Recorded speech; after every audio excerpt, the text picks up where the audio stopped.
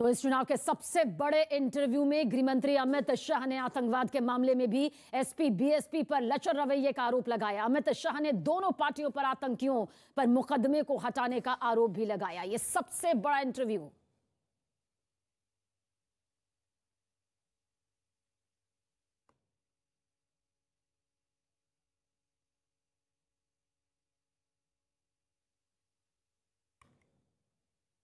तो इस चुनाव के सबसे बड़े इंटरव्यू में गृहमंत्री अमित शाह ने आतंकवाद के मुद्दे पर भी अपनी राय रखी और आतंकवाद के मामले में भी एसपी बीएसपी पर लचर रवैये का आरोप लगाया। इस सबसे बड़े इंटरव्यू में अमित शाह ने दोनों पार्टियों पर आतंकियों पर मुकदमे को हटाने का आरोप लगाया। तो ये लॉ एंड ऑर्डर का मुद्दा बहुत बड़ा है। अभी जो है प्रधानमंत्री ने एक टेररिज्म का मुद्दा उठाया है। आज हरदोई से उन्होंने बोला, अभी अहमदाबाद में ब्लास्ट केस हुए तो उसमें 38 लोगों को फांसी की सजा और करीब 11 लोगों को आजीवन कारावास हुआ है। आज उन्होंने हरदोई से इस बात को उठाया और उन्होंने कहा कि सपा और बसपा के राज में इन टेररिस्ट लोगों को छोड़ दिया जाता था। नहीं, 11 ऐसे मामले हैं जी सपा बसपा के राज में जिसमें पोटा और यूएपीए लगाया था, उसको विड्रॉ कर लिया गया, जिसमें संकट मोचन के बम ब्लास्ट से लेके बहुत सारे मामले सेंसिटिव टाइप। आप देश की सुरक्षा के लिए क्या सोच रखते हो, उसका जवाब उत्तर प्रदेश की जनता को सपा बसपा ने देना पड़ेगा। अब आप एक बात समझ लीजिए कि जिन पर पोटा और यूएपीए लगा है, या तो आतंकवाद विरोधी कानून लगे, वो हटाकर केस को हल्का कर आप किसकी मदद करना चाहते हो और क्यों करना चाहते हो? सिर्फ और सिर्फ वोट बैंक के लिए? तो क्या बाकी के लोगों के वोट नहीं है? जो विक्टिम है उनके वोट नहीं है? और ये फील पूरे उत्तर प्रदेश में है और कांग्रेस के शासन में भी ढेर सारे ऐसे मामले आए देश भर में। आज मोदी जी के मुख्यमंत्री रहते, आज एक केस इतने कम समय के अंदर, बॉम्ब ब्लास्ट के सारे केसों का एनालिसिस कर लीजिए, बहुत कम केसों में सजा हुई है। और इतनी बड़ी सजा की मात्रा जिसको पुलिस ने एज अ प्रोसिक्यूशन एफिशिएंसी के साथ कोर्ट को कन्विंस किया, कोर्ट ने एविडेंस को अप्रिशिएट करने के बाद सजा दी। तो टेररिज्म के मामले में भी सपा बसपा ये जातिवादी और तुष्टीकरण करने वाली पार्टियों का रवैया लचर रहा है। सबसे बड़े इंटरव्यू में गृहमंत्री अमित शाह ने न्यूज 18 के editor in chief Rahul Joshi से कहा कि यूपी में कानून व्यवस्था योगी सरकार की बहुत बड़ी उपलब्धि है और लोगों को परेशान करने वाले बेचारे बनकर जेल में हैं। तो चुनाव माहौल में सबसे बड़ा इंटरव्यू न्यूज 18 को अमित शाह ने यहां पर दिया है और इस सबसे बड़े इंटरव्यू में तमाम अहम बातें की, जिन्हें आप आज रात 8 बजे जरूर देख सकते हैं न्यूज 18 पर। यह सबसे बड़ा इंटरव्यू न्यूज 18 पर।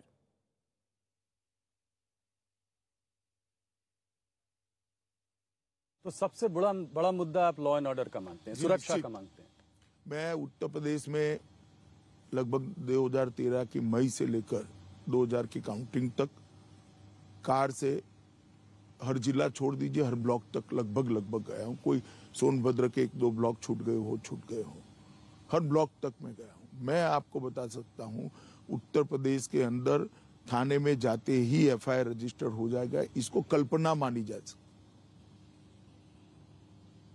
सपा आती थी तो एक धर्म विशेष के लोगों को कुछ भी करने का अधिकार होता था। पश्चिम में किसानों के घर के सामने बांधी हुई भैंसें छोड़कर ले जाते थे, किसान उफ नहीं कर पाता। हमने स्थिति देखी है।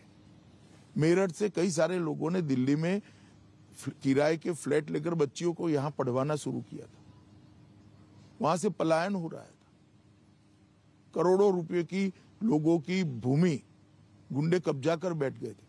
आज योगी जी की सरकार बनने के बाद डकैती के अंदर 72% की कमी आई, लूट के अंदर 62% की कमी आई, अपहरण के अंदर 29% की कमी आई और बलात्कार के मामले में 50% की कमी। ये बहुत बड़ा मुद्दा उत्तर प्रदेश के।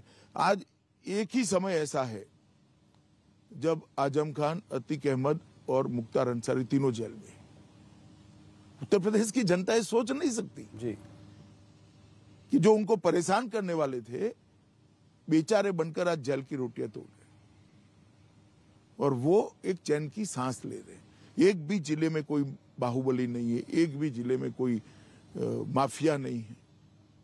हर जनपद में माफिया हुआ करते थे और लगभग 2000 करोड़ की संपत्ति जी सरकारी संपत्ति से, गरीबों की संपत्ति को अलग से 2000 करोड़ की संपत्ति ये माफियाओं ने कब्जाई थी। इसको हमने मुक्त कराने का काम किया। मैं मानता हूं ये बहुत बड़ी उपलब्धि, जनता इसको एक्नॉलेज कर रही है।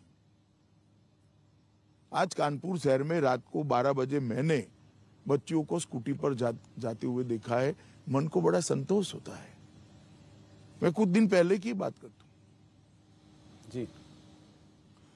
मैं एक होटल में ठहरा था, उसकी खिड़की से रात को 12 या 12:30 बजे मैं रोड देख रहा था।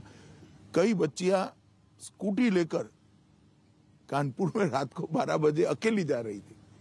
तो मैं मानता हूं ये बहुत बड़ा मुद्दा है और जनता इसको एक्नॉलेज कर रही है और वोट में कन्वर्ट भी हो रहा है।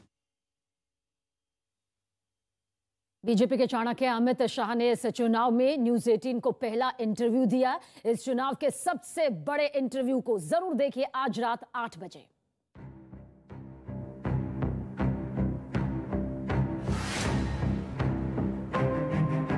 क्या आप मानते हैं कि मुसलमान लड़कियों के लिए ये हिजाब का मुद्दा जायज मुद्दा है? मेरा व्यक्तिगत मानना है जी कि स्कूल के ड्रेस कोड को सभी धर्म के लोगों ने अपनाना चाहिए। डिलिमिटेशन समाप्त होने के बाद जो 6-8 माह का वाजिब समय होगा उसमें हम जरूर चुनाव करा लेंगे। बड़े राज्य में चुनाव अभी कलकत्ते में हुआ जी, जहाँ 0 सीटें आई। तो आप कह रहे हैं 0 सीट है? ऐसा मैं नहीं कहता। उत्तर प्रदेश में बहुत बड़े बहुमत के साथ भारतीय जनता पार्टी की सरकार बनने जा रही है।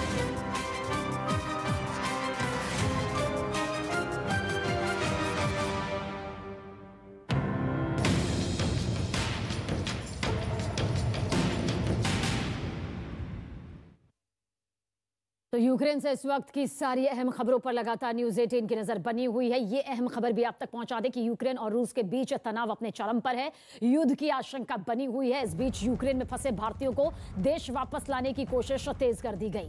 बड़ी संख्या में छात्र यूक्रेन में अभी भी फंसे हुए हैं। एयर इंडिया का विमान दिल्ली से यूक्रेन की राजधानी कीव के लिए उड़ान भरेगा और फिर वहां से दिल्ली आएगा। तारीख भी जान लीजिए, 22, 24 और 26 फरवरी को एयर इंडिया का विमान उड़ान भरेगा, यानी कि कल से ये प्रक्रिया शुरू हो जाएगी। ये तीनों फ्लाइट्स जिनका हमने जिक्र किया है यूक्रेन में फंसे भारतीयों को वापस लाने में मददगार भूमिका निभाता हुआ नजर आएगा। तो भारत सरकार की तरफ से भी लगातार कोशिश है कि जो यूक्रेन में छात्र फंसे हुए हैं, हिंदुस्तानी फंसे हुए हैं, उनकी वापसी जल्द से जल्द भारत हो सके, सुरक्षित वो हो सके, क्योंकि रूस और यूक्रेन का विवाद अपने चरम पर पहुंच गया है। महायुद्ध जैसी आशंका अभी भी बरकरार है। ऐसे में जो भारतीय वापस लौटना चाहते हैं, जो छात्र वतन वापसी चाहते हैं, उनके लिए यह सुविधा यहां पर मुहैया करवाई गई है। तो दिल्ली से कीव के लिए उड़ान भरेगा विमान। 22 फरवरी, 24 फरवरी, 26 फरवरी को उड़ान भरता हुआ नजर आएगा विमान, यानी कि कल से यह प्रक्रिया उड़ान भरने की शुरू हो जाएगी। जानकारी आप तक पहुंचा रहे हैं क्योंकि यूक्रेन में फंसे भारतीयों पर यह अहम खबर है। भारतीयों को लाने की कोशिश काफी तेज हो चुकी है। मदद की गुहार भी लगातार छात्र और छात्र के परिजन लगा रहे थे। विवेक गुप्ता हमारे सहयोगी ज्यादा जानकारी के लिए। विवेक, क्या कुछ अपडेट आपके पास, क्या स्थिति बनती नजर आएगी? सभी ने देखिए जिस तरीके से रशिया और यूक्रेन में जो टेंशन चल रहा है उसको लेकर अब भारत सरकार भी काफी ज्यादा अलर्ट मोड पे आ गई है और एयर इंडिया ने भी अब साफ तौर पे कहा है कि 3 फ्लाइट वो दिल्ली से केवीव यानी यूक्रेन की राजधानी केवीव की उड़ान भरेगी। ये तीनों फ्लाइट 22 फरवरी, 24 फरवरी और 26 फरवरी को ये तीनों फ्लाइट दिल्ली से उड़ान भरेंगी केवीव के लिए और वहां पर जो भी भारतीय वहां पर यूक्रेन में फंसे हुए हैं उन्हें पूरी कोशिश करेगी कि जल्द से जल्द और सुरक्षित उन्हें भारत लाए जा सके। और एयर इंडिया की जो ऑफिशियल उन्होंने जानकारी भी दी है कि ये तीनों फ्लाइट दिल्ली से उड़ान भरेंगी और उसकी बुकिंग उन्होंने शुरू कर दी है और जो कुछ भी जो भारतीय केवीव में फंसे हुए हैं, चाहे वो स्टूडेंट हो, उन्हें सुरक्षित भारत लाने की प्रक्रिया एयर इंडिया इन तीनों फ्लाइटों में करेगी। तो मेरे सहयोगी विवेक गुप्ता बता रहे हैं कि किस तरह से ये 3 दिन फिलहाल तय किए गए हैं जो यूक्रेन में फंसे हुए भारतीय और भारतीय भारतीय छात्र हैं उनकी वापसी के लिए कोशिशें तेज हो गई हैं। शुक्रिया विवेक, नजर बनाए रखिएगा, अपडेट आपके जरिए आगे भी पहुंचाएंगे। तो दुनिया पर महायुद्ध का खतरा है और इस बीच भारत सरकार की कोशिश यही है कि भारतीयों को सुरक्षित वापस लाया जा सके। यूक्रेन में बड़ी संख्या में, जैसा कि हम लगातार आपको बता रहे हैं, भारतीय छात्र मौजूद है। इनमें से ज्यादातर छात्र मेडिकल की पढ़ाई करने के लिए वहां पहुंचे हुए थे। यूक्रेन और रूस के बीच रोज रोज किस तरह से तनाव बढ़ता जा रहा है, किस तरह से महायुद्ध के हालात है, इस बीच भारत में रह रहे इन बच्चों के माता पिता की टेंशन बढ़ गई है। अब इन छात्रों से ही सुनिए क्या कुछ इनका इस पूरे माहौल को लेकर और वापसी को लेकर कहना है। हमारे यहाँ पे जितने भी छात्र हैं वो लगभग हमको लगता है कि इंडियन स्टूडेंट्स जो हैं वो लगभग 2000 के आसपास हैं, और उनमें से 50% और 60% आप कह सकते हैं कि लोग जाने की प्लानिंग कर चुके हैं। 20% लोग यहाँ से निकल चुके हैं, अभी फिलहाल 80% यहाँ पे हैं, बाकी 60% लोग जाने की प्लानिंग कर चुके हैं। मैम, टिकट्स की प्राइसेस बहुत ज्यादा हैं। इंडियन एम्बेसी ने या इंडिया ने जो अरेंज कराई हैं वो 60 प्लस हैं, 60,000 प्लस, जिससे हम जा नहीं सकते हैं। उससे अच्छा हम दूसरे कतर एयरवेज, फ्लाई दुबई या फिर एयर अरबिया से चले जाएं, क्योंकि उसका कोई मतलब नहीं है। जब हम डबल फेयर पे करके जाएंगे तो क्या ही मतलब है। सेकंड थिंग ये है मैम कि हम यहाँ से जाने में भी कंफ्यूज हैं, इस वजह से क्योंकि यूनिवर्सिटी क्लियर नहीं कर रही है कि हमें मतलब क्लासेस ऑनलाइन रहेगी या ऑफलाइन रहेंगी। तो ये वो छात्र हैं जो कि यूक्रेन में फंसे हुए हैं, जो वापसी चाहते हैं। हालांकि अपने अपने मुद्दे हैं जिन्हें लेकर वो अपनी बात हमसे बांटते हुए, साझा करते हुए नजर आए। इस बीच यूक्रेन और रूस के बीच का तनाव चरम पर है, दिन ब दिन बढ़ता जा रहा है। पूर्वी यूक्रेन पर लगातार हमले हो रहे हैं। 3 तस्वीरें इस वक्त आपके सामने। अमेरिका में तो यहां तक कह दिया गया है कि आने वाले कुछ दिन यूक्रेन पर भारी हैं और रूसी सेना किसी भी दिन यूक्रेन पर हमला कर सकती है और यह हमला चौतरफा हो सकता है। रूस ने यूक्रेन की सीमा पर अपने सैनिकों की तैनाती बढ़ा दी है। सैटेलाइट से मिली तस्वीरों से दुनिया की टेंशन और बढ़ गई है। दुनिया पर महायुद्ध का खतरा मंडरा रहा है। और इसी बीच खबर है कि अमेरिकी राष्ट्रपति जो बाइडेन रूस के राष्ट्रपति व्लादिमीर पुतिन के साथ मुलाकात करने को तैयार हैं। दुनिया की नजरें इसी पर टिकी हैं कि युद्ध कहीं होकर तो नहीं रहेगा, या फिर क्या पता मालूम टल जाए। व्हाइट हाउस ने कहा कि अमेरिका कूटनीति के लिए हमेशा तैयार है। उसने ये भी कहा कि अगर रूस हमला करता है तो अमेरिका कड़े प्रतिबंध लगाएगा। तो दुनिया पर विश्व युद्ध का खतरा देखिए किस तरह से मंडराता हुआ नजर आ रहा है। सैटेलाइट तस्वीरें भी इस बात की गवाही दे रही हैं, सबूत के तौर पर सामने आई हैं कि रूसी सेना ने यूक्रेन को चौतरफा घेरा हुआ है। तो यूक्रेन और रूस के बीच का तनाव हम आप तक पहुंचा रहे हैं। युद्ध की आशंका अभी भी बरकरार है। यूक्रेन पर बढ़ते रूस के खतरे के बीच अमेरिकी कंपनी मैक्सन ने सैटेलाइट के जरिए जो तस्वीरें ली और जारी की है, उनमें मालूम चला कि रूस ने सीमा पर अपने नागरिकों, अपने सैनिकों की जो संख्या है बढ़ा दी है। जारी सैटेलाइट तस्वीरें इस वक्त आपके सामने। मालूम चलता है कि यूक्रेन की सीमा से कुछ ही दूरी पर रूस ने देखिए किस तरह से रूसी सेना का एक बड़ा कैंप लगाया है, जिसमें कई जंगी हेलीकॉप्टर्स, टैंक और दूसरे युद्धाभ्यास में आने वाले, युद्ध में इस्तेमाल किए जाने वाले साजो सामान मौजूद हैं, जिनका इस्तेमाल आधुनिक तरीके से लैस जो ये हथियार हैं उनमें किया जाता है। तो ये सैटेलाइट की वो तस्वीर है जो युद्ध के संकेत यहां पर देती है। और वर्ल्ड वॉर की आहट के बीच रूस की परमाणु ड्रिल ने पूरी दुनिया को दहला दिया है। यह अभ्यास ठीक एक दिन पहले शुरू हुआ, जो कि अब 10 दिनों तक चलेगा। रूस की इस हरकत के बाद अमेरिका ने फिर दावा किया कि यूक्रेन पर रूस कभी भी हमला कर सकता है। रूस और यूक्रेन की सीमा पर बिगड़ते हालात को देखते हुए अमेरिका अलर्ट मोड पर है। यही वजह है कि राष्ट्रपति जो बाइडेन ने इससे निपटने के लिए नेशनल सिक्योरिटी काउंसिल की बैठक बुलाई। और यही नहीं, ब्रिटेन ने तो यहां तक कह दिया कि रूस यूरोप में 1945 के बाद सबसे बड़े युद्ध की योजना बना रहा है, यानी सेकेंड वर्ल्ड वॉर जैसे हालात पैदा कर रहा है। तो वहीं भारत ने भी अपने नागरिकों को यूक्रेन से वापस आने की सलाह दी। इससे साफ हो रहा है कि कुछ ही दिनों में वहां युद्ध शुरू हो सकता है। विवाद टलता हुआ फिलहाल नजर नहीं आता।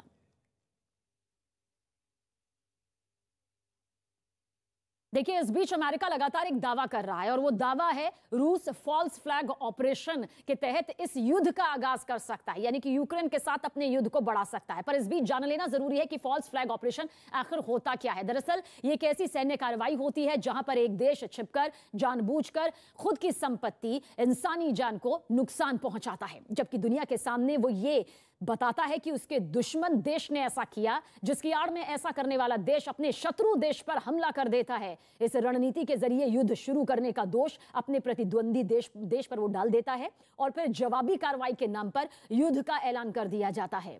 फॉल्स फ्लैग रणनीति का इस्तेमाल कई युद्धों में किया जा चुका है। इतिहास पर नजर डालेंगे तो कई ऐसे मौके आए जहां पर फॉल्स फ्लैग रणनीति के जरिए किसी दूसरे देश पर हमला किया गया और अमेरिका दावा यह कर रहा है कि रूस इसका इस्तेमाल कर सकता है यूक्रेन के खिलाफ।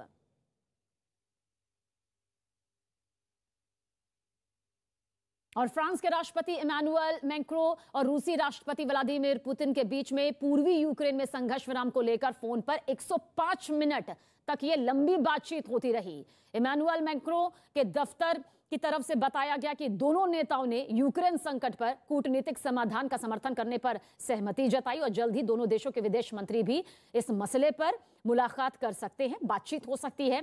अमेरिकी राष्ट्रपति जो बाइडेन भी यूक्रेन और रूस के तनाव को कम करने वाले व्लादिमीर पुतिन से भी यहां पर बातचीत करने के लिए तैयार है, मिलने के लिए तैयार है, ताकि बीच का कोई रास्ता यहां पर निकाला जा सके।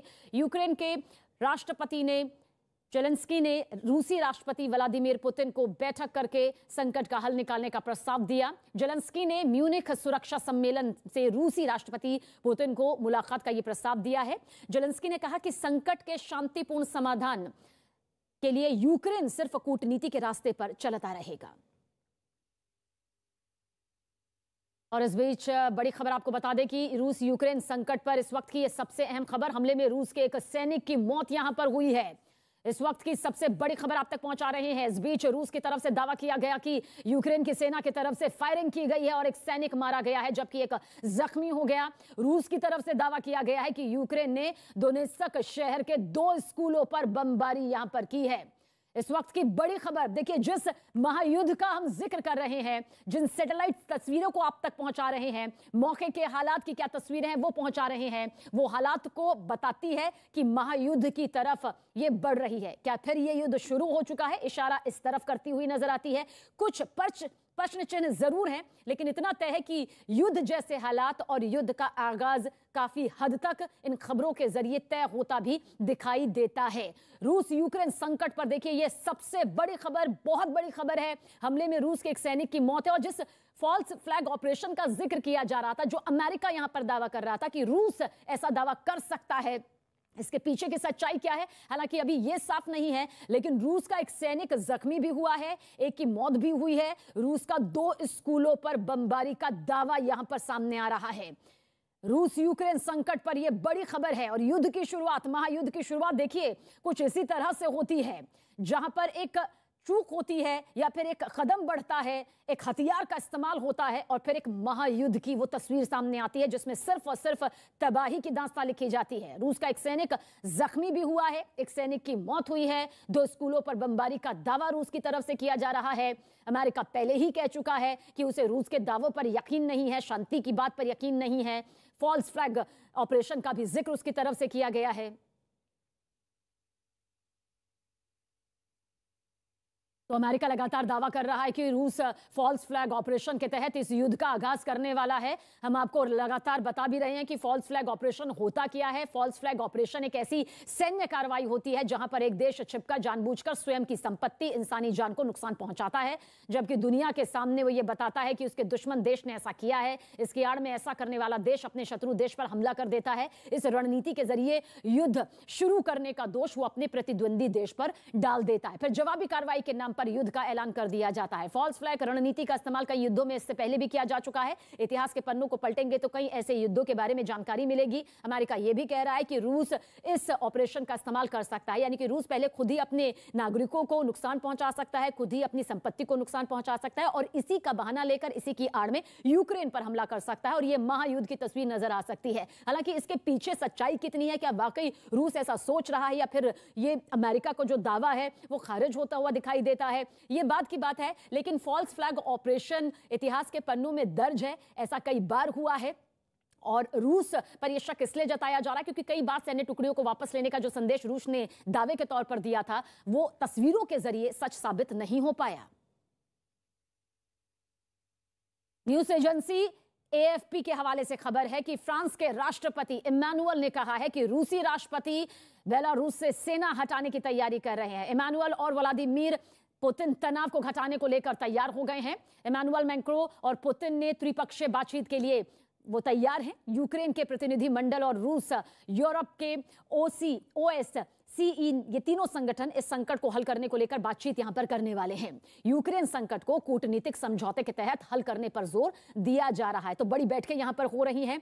कल भी आपको याद होगा कि रूस और यूक्रेन तनाव पर अमेरिका, जर्मनी और फ्रांस की बैठक यहां पर जो कही गई थी आज के लिए वो होने वाली थी। इस बैठक में अमेरिकी राष्ट्रपति जो बाइडेन, फ्रांस के राष्ट्रपति इमैनुअल और जर्मनी के चांसलर ओलाफ शोल्ज बातचीत करते हुए बताया जा रहा है कि नजर आते। और यूक्रेन में बढ़ता तनाव किस तरह से और ज्यादा दिखाई दे रहा है, भयानक तौर पर दिखाई दे रहा है, वो सभी के सामने है। पूर्वी यूक्रेन में जबरदस्त गोलीबारी हो रही है, धमाके हो रहे हैं। पूर्वी यूक्रेन से हजारों लोगों का रेस्क्यू हो रहा है। 2 स्थानीय नागरिकों के मारे जाने की भी खबर है।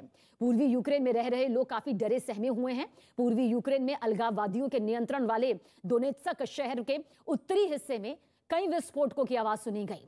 अभी यह साफ नहीं हो पाया कि विस्फोटक यहां आखिर आए कैसे, लेकिन आवाज सुनने का दावा जरूर यहां पर किया गया है।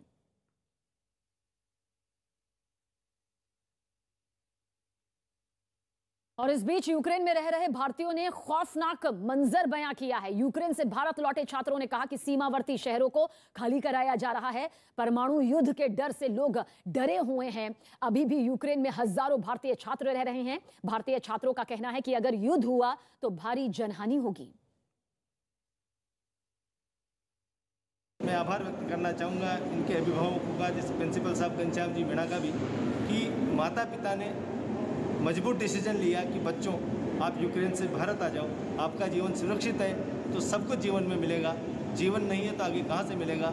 अभी भी क्योंकि उहापोह की स्थिति में हजारों भारतीय छात्र वहाँ पर ऑनलाइन और ऑफलाइन क्लासों के दबाव में यूक्रेन में ही हैं और छुटपुट युद्ध और घटनाएं, आक्रमण शुरू हो चुके हैं। मैं Zaporizhzhia state medical university Ukraine का छात्र हूँ। मैं 4th ईयर में अध्ययन कर रहा हूँ। मैं अभी वार की स्थिति वहाँ पे बनी हुई है, वहाँ पे स्थिति काफ़ी अनसर्टेन है। इस वजह से हमारे पेरेंट्स ने देखते हुए हमें बुला लिया है। इस महामारी के दौरान ना जाने कितने ही घरों के चूल्हे बंद हो गए और ना जाने कितने ही लोग बेघर हो गए। कुछ परिवारों की जिंदगी बद से भी बदतर हो गई। इस बीच वर्ल्ड टॉयलेट कॉलेज की एक खास मुहिम, जहां उन्होंने सफाई कर्मचारियों की मदद का बीड़ा उठाया। विवेक जैसे कितने ही सफाई कर्मचारी आज सम्मान की जिंदगी जी रहे हैं। देखते हैं मिशन पानी की ये रिपोर्ट।